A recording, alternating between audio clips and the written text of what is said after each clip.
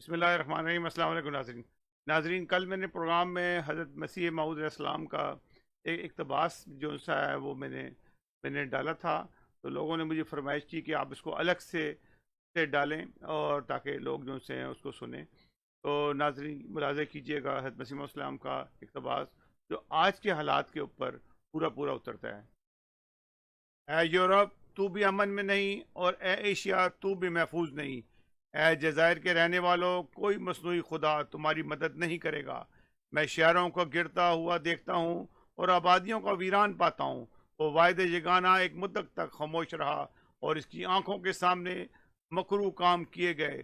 وہ چپ رہا، مگر اب ہیبت کے ساتھ اپنا چہرہ دکھلائے گا۔ جس کے کان سننے کے ہوں سنیں کہ وہ وقت دور نہیں۔ میں نے کوشش کی خدا کی امان کے نیچے سب کو جمع کروں، پر ضروری تھا کہ تقدیر کے نوشتے پورے ہوتے۔ میں سچ سچ کہتا ہوں کہ اس ملک کی نوبت بھی قریب آتی جاتی ہے۔